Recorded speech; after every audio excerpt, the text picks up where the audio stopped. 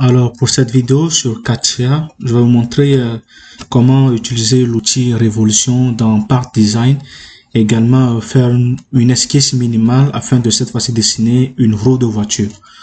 Donc là, j'ouvre un part dans lequel je vais créer une esquisse. Et ensuite, vous montrer l'utilisation de l'outil, voilà, cet outil Révolution qui permet de définir ou bien de créer un objet 3D à partir d'une esquisse très minimale.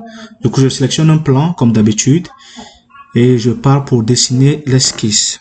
Alors, je dessine d'abord deux axes qui me permettront de facilement faire une révolution après, lorsque je sortirai de l'atelier esquisse pour aller dans l'atelier Part Design pour la création d'objets 3D. Du coup, ces deux axes me faciliteront la vie déjà aussi pour l'esquisse, afin de sortir après et les utiliser une fois encore. Alors, je vais utiliser l'outil Contour qui permet à la fois de définir des arcs, des lignes, des segments et des carrés, tout ce que vous voulez quoi. Du coup, ce segment va faciliter le dessin. Et pour une roue, il suffit en fait de dessiner une partie. Et ensuite avec l'outil Révolution, tout devient plus facile quoi. Du coup, là, je zoome pour montrer un petit peu mieux le dessin. Du coup, j'essaie de faire vraiment une esquisse minimale. Donc, je ne vais pas trop me compliquer la tâche et faire quelque chose de trop extravagant. Après, vous pouvez changer le design et prendre un design qui vous plaira et tout. Vous êtes libre de choisir après ce que vous voulez. Le but, en fait, ici, n'est pas de faire quelque chose d'extravagant, mais juste de montrer l'utilisation de l'outil Révolution. Après, vous pouvez mettre l'esquisse, le design de l'esquisse que vous voulez, soyez à l'aise.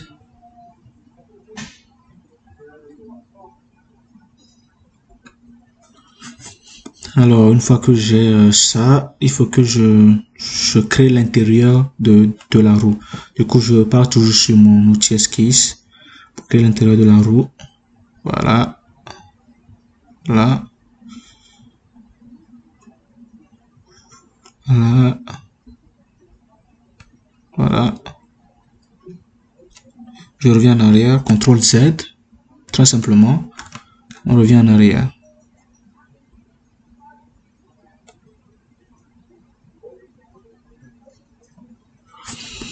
Alors, je peux également décaler tout ça pour construire une droite verticale. Ça sera beaucoup plus joli, je l'espère en tout cas. Du coup, je clique ici, là, et je bouge à droite, où je peux carrément définir une contrainte de distance entre ce point pour la placer là où je veux. Je mets par exemple 85. Comme ça se place au milieu, voilà, comme je voulais. Ensuite, je reviens sur l'outil Contour. Je repars de là. Je m'arrête ici. Je fais un demi-cercle ou bien un quart de cercle. Si vous voulez, je reviens ici. Je complète. Alors, comme je l'avais dit dans la vidéo précédente, dans Katia, pour que l'esquisse soit valide, il faut que tous les segments deviennent verts. Du coup, il faut créer les contraintes nécessaires afin de réaliser cela. Déjà, la distance entre ces deux barres. En fait, pour créer des contraintes multiples, vous pouvez dupliquer ici. Comme ça, vous allez juste créer vos contraintes très facilement, sans pour autant revenir chaque fois cliquer pour avoir ce que vous voulez. Là, je peux créer une contrainte en angle ici. Voilà, je crée une contrainte d'angle.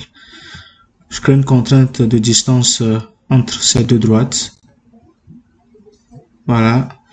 Je crée également une contrainte ici avec cet axe. Voilà. Je crée une contrainte entre ça et ça. Voilà. Également de ça et ça. Voilà.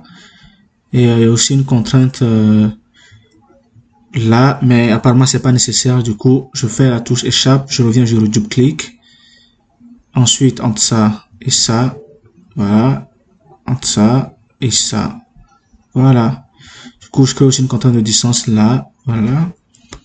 J'impose une distance ici aussi, une distance là aussi, un rayon là.